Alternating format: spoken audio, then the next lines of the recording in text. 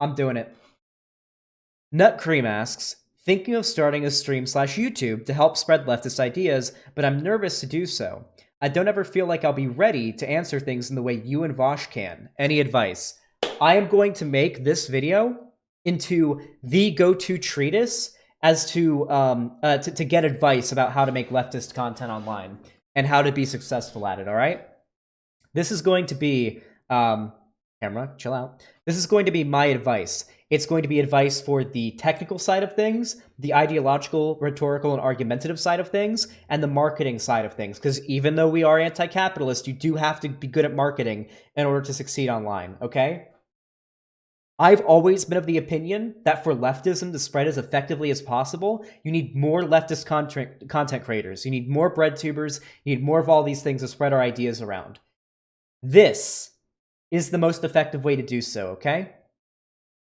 The best thing that you can do is use everything that you have at your disposal to make sure that your content is high quality.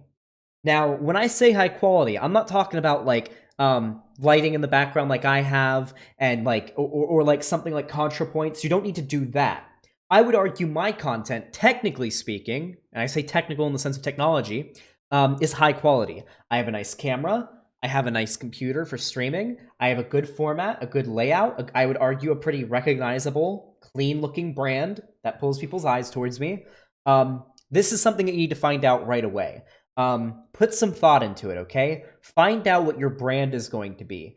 Don't just be a Destiny copycat, or a Vosh copycat, or a Xanderhall copycat, or a ContraPoints copycat, or a PhilosophyTube copycat. Don't do that. Now, I understand that it's likely that you may be heavily influenced or inspired by those people, and that's fine. You may even share many of their mannerisms. I know when I first started, I shared a lot of mannerisms with Destiny and Vosh. Vosh was the same, sharing a lot of mannerisms with Destiny. This is just what happens when you look up to a particular figure. You're going and watch a lot of their content. You're going to adapt a shit ton of their mannerisms, ways of speaking, all of those things. That's fine. Many people, if you end up being inspired by those individuals and that influencing you to make your content, are going to accuse you of being a copycat. Ignore it. Don't worry about it. I know it fucking sucks. I get it all the time. But realize that every single popular content creator, political and otherwise, holy shit, we got a fucking bot raid in my Twitch chat. Good thing I don't good thing I don't care about Twitch chat. Every content creator online, whether they're political or not, was inspired by somebody else. They were inspired by another creator that they follow, and that influenced a lot of their mannerisms. But over time, you start to adapt and create your own brand. You can probably notice this. If you go back to like a year ago, a lot of my mannerisms and the way that I spoke and the way I presented my content resembled Destiny and Vosh a lot more. Nowadays, I would argue I've more or less created my own brand and style of going about things, going about debates, going about explaining my positions, going about responding to videos, going about explaining topics, all of these things. I feel like I've done a really good job of consolidating my own sort of personality and brand, right? And this takes time. This can take a year. It can take years to solidify your brand, but you should start thinking about it before you start making the content. Figure out what you want to do. Second, figure out what kind of content you want to do. You should start with your brand. I'm going to start by recommending usernames. Don't have a dumb username like, I don't know, Pig Puncher. Don't have a dumb username like that. Ideally, when you're trying to market yourself, you want a short, concise username that's as recognizable as possible, a unique, and doesn't have a lot of syllables. Vosh's name is a perfect example. It is not a noun for another thing in the world. It's recognizable. When you hear Vosh, everyone knows what you're talking about. There are no other people online named Vosh. It's one syllable. It's 4 letters. It's 5 letters. It's 5 letters. Really good name. Xanderhall's okay. It's recognizable. It's a bit woven into my own name, so it matters to me. And you know, it's only 3 syllables, but you want to stay below 3 syllables if you're gonna have a username. It's good for marketing, okay? And you know, so figure out your name and your brand before you even get started. Now, next you need to figure out what content you're going to do, okay? Now, you may want to do anything from video essays, the likes of Sean and Three Arrows, like independent movie, educational documentary type content, like Philosophy Tube or ContraPoints. You may want to do live streamed response videos like me, Vosh, and Destiny do, and you may even want to do things like reviews of theory and sort of making content that's meant to boil down theory to the essentials, so people don't have to read the dry literature, and make it more accessible to an average audience. There are all sorts of things that you can do in regards to making leftist content online. Figure out what you want to do. Keep in mind, though, that if you want to build an audience initially, you should probably start with a little bit of prepared content. This is what both me and Vosh did before moving into political content, like live streaming. Let's go ahead and take a look at both me and Vosh's channels and see what we put out first to build our initial audiences. Now, Vosh had the benefit of originally being part of Destiny's community, so he has that on his end, but you have to build your audience because let's say you're trying to do streaming, which is going to be mostly what I give recommendations for because that's what I know the most about. You can't just start your stream one day, record, like not have any viewers, and then just upload that. Nothing's going to happen, right? You're not going to grow, okay? You need a base audience to support you when you stream, and then the videos that you make from those streams, which you have to make, you can't just stream, are going to bring new people in that come and watch your stream, right? So if we go back and we look at Vosh's oldest content, for example, you can see a substantial amount of his very first videos, up in his first 1, 2, 3, 4, 5, 6, well, yeah, about his first 6 videos were all prepared content. A video about enlightened centrism got 78,000 views. This one blew up. Catchy thumbnail, interesting title. A dialogue on violent revolution didn't do too well. His longest yeah boy and thoughts on Israel was pretty good. He did a stream. This video did really good. This is I would argue a masterclass in a video to get you started to bring in new people to your channel. This is the perfect example. How to trigger reactionaries with facts and logic. Very good video, prepared content. Even if you don't want to make this kind of content, you should make a couple videos like that to bring in an initial audience and start getting people to your channel so you could start, getting a base audience. Let's go ahead and look at my videos and see what I started doing political advocacy with. Go back to my videos based by oldest. Now, obviously, you have a lot of Minecraft stuff. Most of my videos on my channel from before this, a lot of Fortnite and Minecraft videos, are all now privated because I don't want people to stumble across that, come see my current content and be like, what the fuck? So I started with a few commentary videos and then story videos. I did a video about the plight of the nice guys, the dudes who are like, oh, I'm a nice guy, but then girls don't go after them. And they get mad about it and end up being misogynist. That was kind of Breadtube a little bit. But then I did my infamous Notch has gone off the deep end video. It was prepared content. It was short, digestible, fairly attractive thumbnail, I would argue, especially this one. I'm pretty proud of this thumbnail. I even did like the fading effect here. I made a follow-up video on the Notch thing. I made a video about anti-SJWs being basically SJWs. And then I made my 2 notorious videos about how I fell down the alt-right rabbit hole.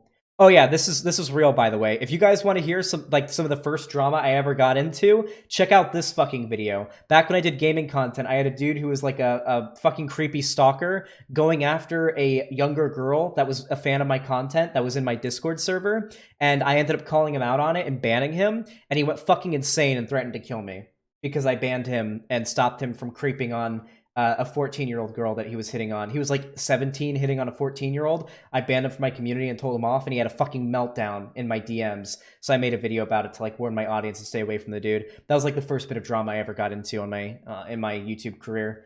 What age would you say people can start streaming? Basically any age. If you're like a squeaker, then you're probably going to get a lot of shit for it. But if you can be like 14 or 15 years old and do fairly well, arguably you'd get a lot of traction because you're so young saying such based shit, and people love hearing younger people saying based shit. I mean, that's why Nazis. Well, Nazis are pedophiles, so that's part of it. But also like that's why people like Greta Thunberg, for example. But I mean, I started streaming when I was 18, so I don't know. I was technically 19 when I started doing politics, but make a few prepared content videos that get big, that just get massive, okay? Work on making thumbnails. You can get programs such as Sony Vegas for editing and Photoshop for making thumbnails for free from certain places. Go look it up. I'm not going to explain how. Make some attractive thumbnails. I use a website called Rapid Tags. What you're going to want to do to make the metadata of your videos better is you're going to want to use a website called Rapid Tags. And basically what you're going to do is type out the thumbnail or the name of your video. Make sure you have like a pretty good name for your video, by the way. That's attractive. Type out the name of your video and like, I don't know, let's see. Steven Crowder is racist. Let's put that in. Now, if that's the title of your video, you go ahead and type that into Rapid Tags. You give it a minute. Boom. These are the most searched tags that go alongside Steven Crowder.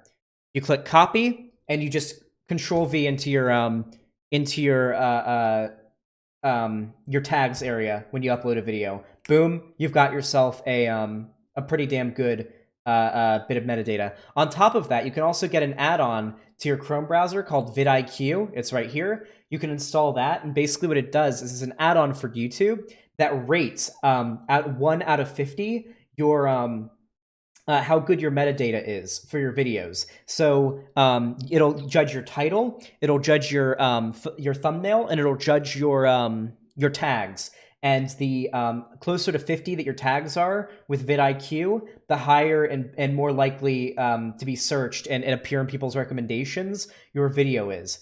Very, very, very useful. Definitely use those. Make yourself some attractive, prepared content, like 5 to 10 videos, I would argue, to build your base sub count, right? To get people interested in your content, to get your channel to, I would argue, get a few hundred to 1,000 subs. Which you can do quite effectively if you make content like this and do the right thing with the metadata and share it in the right places, which we'll get to in a second, okay? If you are somebody who has fallen down the alt-right rabbit hole like I did and got out, share your story. Make that video into a story and make it a good video. You want to make it something that people want to subscribe to. Videos about people escaping the alt-right rabbit hole are very good because a lot of leftists relate to it because a lot of leftists have the same experience. They get a lot of traction. It's very good to make those. Not to mention it's good to share your story around because then it raises awareness about the alt-right rabbit hole. Very, very, very effective, okay?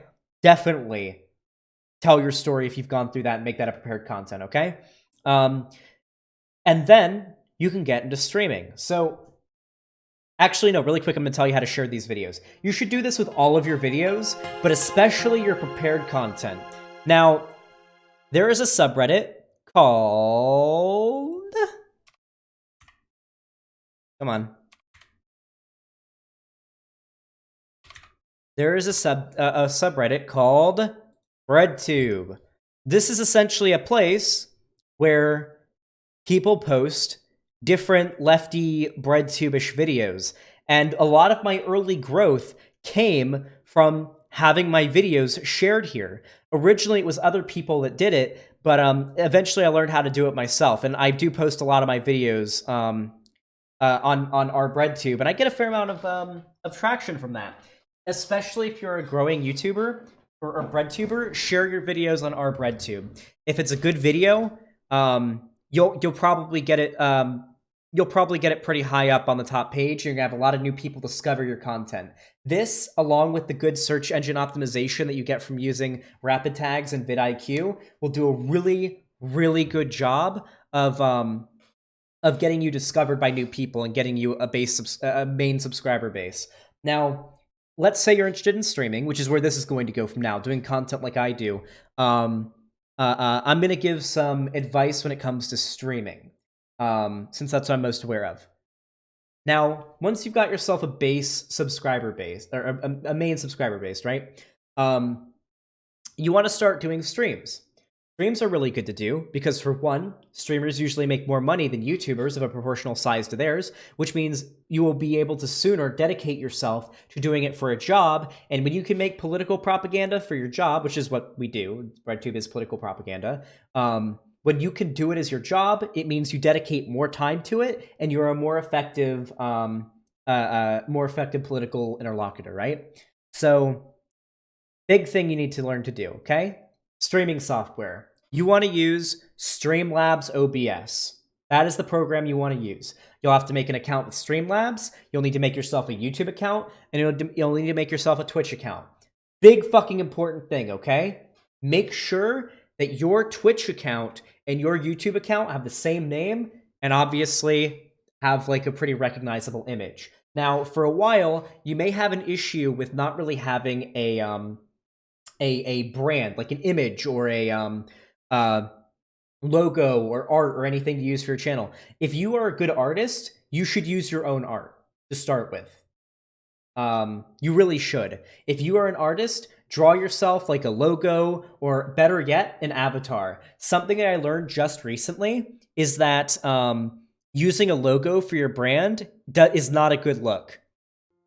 Using a logo for your brand isn't a good look. So for those of you guys that remember this, because it wasn't too long ago, it used to be that this was my profile picture on everything, just my logo. And granted, it's a good, recognizable logo. I've found that people are way more attracted to my channel and to my social media.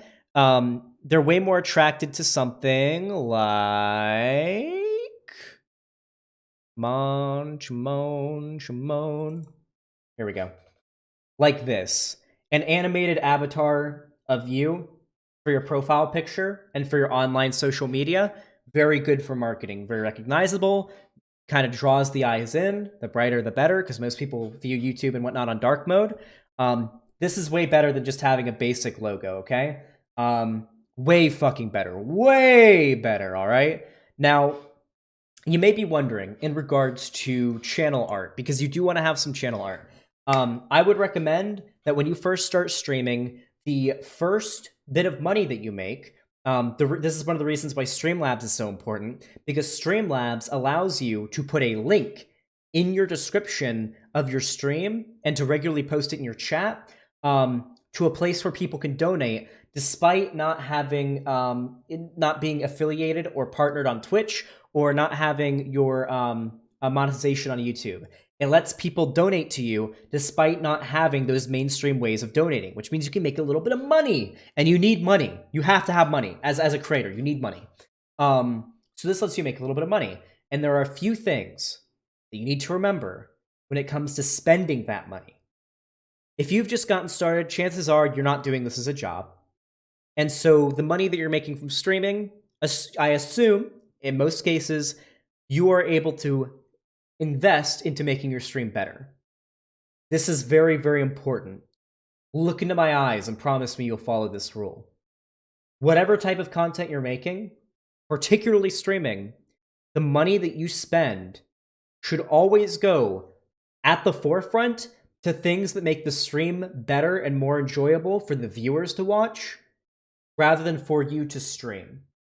I know it sucks. You may want an Elgato Stream Deck. You may want to get yourself the biggest, fanciest, nicest graphics card that just came out, but is that something you actually need for your content? And are your fans going to notice? Are your viewers even going to notice or care? No, probably not. Things that are really important. A nice camera. A decent microphone. Those are big ones. You can go from there. Like, prioritize what you want to spend your spare money on as you go down the road. And fairly high up on that list should be some channel art. You don't want your channel to just be some bullshit that, I mean, obviously, if you can make your own because you're a decent artist, then that's definitely better. Most people aren't decent artists. It used to be, for a long time, my channel art was some bullshit that I threw together in Photoshop that looked absolutely god-awful. Anyone who was around during those days knows what I'm talking about. But I was very lucky that I had a lot of fans early on that were artists, especially if you're a leftist. There are a lot of artists that are going to be in your computer or in your community if you are a leftist. You might be able to get some fans to make you some fan art. use some fan art maybe as for your brand. Or if you have enough money for it, go on Fiverr and find someone for a decent price on Fiverr to make you channel art. You pay them, usually a fairly, like, I paid about $100 for all of my channel art. I plan on, if in the future, and you should give them credit too. I plan on in the future when I get bigger and I have more money to spare, paying even more money to get some actual animated transitions and actual like animated channel art and stuff like that. Because right now, what I have, while it's good, it's still a little thrown together and whatnot.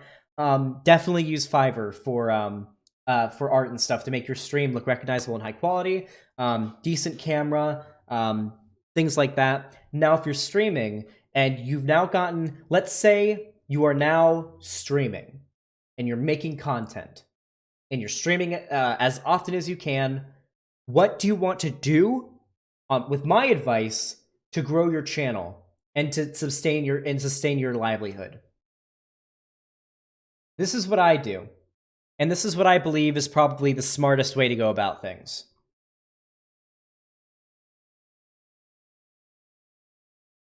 Second? All right. Let's go ahead and look at my video history. 14 hours ago, 1 day ago, 2 days ago, 3 days ago, 4 days ago, 5 days ago, 6 days ago, 1 week ago, 1 week ago, 1 week ago, 1 week ago. I stream almost every, or I upload almost every single day. I still need to private or unlist this stream because it's showing up in my thing. I upload almost every single day, and you should attempt to upload almost every single day. Is there anything interesting that you notice about my thumbnails and my titles? Oh yeah, I made a video saying, hey, Twitter has a problem with pedophiles. Like bar ratioed. Yeah, it goes low. Yeah. Is there anything that you've noticed about my titles and thumbnails? I'll tell you. You want to include, no matter how long it makes the title, you want to include as much of the topic of the video in the title as possible, while also making it something that draws people's eyes, right? Look at this. Keemstar calls me, all caps, out and has an unhinged Twitter meltdown. Really good title, I would say. Not the greatest artist when it comes to Photoshop in the world, but pretty damn good thumbnail as well. Pretty damn good thumbnail as well. Does really good. You should upload every single day. Now, if you're doing a streaming format like I'm doing, and you have yourself Streamlabs OBS, what you want to do is set yourself to have politics streams. A stream that's going to go on for a few hours, and you're going to cover a set amount of topics. Do what I do. Put the topics in the title, make it sound pretty good, and then you stream. And when you start talking about a particular topic that you want to make into a video, you press the record button, you say what you have to say, and as soon as you're done, seamlessly press the stop recording button. Boom, you've got yourself a video there. Perfectly done. No need to edit. Just make yourself a thumbnail, upload that shit. That's what I do. That's what I do. Now, obviously, you might feel the urge to edit it early on when you're not as good as at articulating yourself, but you'll get better at it with practice. It is unironically practice. Watch a lot of content that is similar to what you make, and you'll get better at making the kind of content you do. As time passes, as you get better at it, as you get more practice, you'll get better with rhetoric, with arguments, with debating, all of those things. At speaking, everything. On top of that, you want to upload very regularly. The more you upload, the more people see your content, the more views you get to your channel. Even if you don't get that many views on each video, those small amounts of viewers still pile up. You might actually make a fair amount of money from ad revenue after you surpass 1,000 subs. And you can actually start making money, maybe even do it as a job. Now, let's say you're around my size. Or let's say you're around 10,000 subs. Let's say you're bringing in 50 to 100 to 200, God, even 300 or more viewers on your streams, on your politics streams. You're actually doing pretty fucking good on your politics streams. A lot of people think that's it. You just keep doing that and your audience will grow. Well, that's not necessarily true. As a streamer, and I'm talking specifically to streamers right now, you have a responsibility to Form and strengthen a bond with your audience in order to keep them around watching your content. And the best way to do that are gaming streams and other types of streams that don't necessarily involve pure politics. Gaming streams are really good. They're very nice for just sitting down, chilling, dipping into some light political topics, and talking to your chat. Having your chat build a bond with you. And forming a parasocial relationship. I know parasocial relationships are cringe, but as a streamer, you do have to form kind of a moderate, very slight parasocial relationship with your fans for them to actually care about you enough to give you money so you can do this as a job and continue to make content, right? Like there is like anyone who's donated to me, without a doubt, has some level of a parasocial relationship with me. Like, we all admit that, right? Like, hypers, if you recognize that as being true.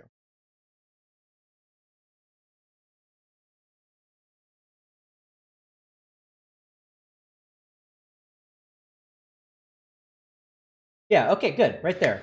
Not to mention all of you guys beg me to take off my shirt, so that should be pretty obvious right there. Pretty, you know, you need to form a parasocial relationship with your audience, which involves talking to them a lot. I'm gonna get into strategies for building a bond with your audience, retaining viewership, and gaining viewers. That's what I'm gonna do right now, okay? So let's talk about politics streams, and then we'll get into gaming streams. How to do these things on both. If you're doing politics streams, you don't want to have down moments, okay? Especially if you have a webcam, okay? If you have the webcam on you, no matter how exhausting it is, and at first it might be difficult, it doesn't seem too hard, I imagine. Once you try it, you'll realize how hard it is. You need to be moving around, being very emotive. Use your hands to talk. Look into the camera. Look into the eyes of your viewers. Respond to people in chat. Do that. Talk to people in chat. Ask your chat questions. Stoke responses from your chat. Bait your chat into typing things. If your chat is talking to you, typing in chat. If you're responding to your chat, if you're asking them questions, they're going to stick around. They're going to form a bond with you. They're going to engage in your community, and they're even going to be more likely to donate, sub, and or support you in other ways, whether it be sharing your content, liking your videos, commenting on them, viewing them, or even just offering you emotional support, saying, "You're doing a good job, Xander Hall. Thank you for making content. I appreciate what you do." That's very, very important. Now, you can't let yourself get distracted by the chat whenever you're trying to talk about something, because you do need to make viewable, digestible content that people on YouTube can watch and not feel left out because we're responding, because, you know, I'm getting distracted and responding to chat, right? But do interact with your chat when you're streaming. In between segments that you plan on uploading to YouTube, which you should be doing, every segment that you do, when you're covering a topic, you should be recording natively on your computer. You just press the record button right there while you're streaming, and then uploading that to YouTube, along with a thumbnail, nice title, and tags, the aforementioned things, right? You should be doing all of those things. And in between responding to chat, reading donations, you know, all of those things. Now, when it comes to gaming streams, and you're trying to maintain viewership and bring people in for those, don't be afraid to tell stories. Ask your chat questions. Respond to chat frequently during gaming streams. Play a game that people are interested in.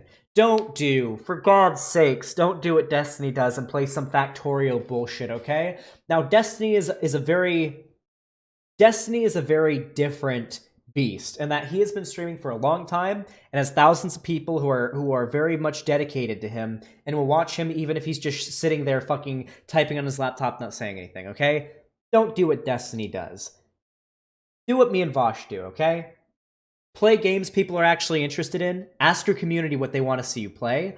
And play games that are easy for you to play while at the same time responding to chat.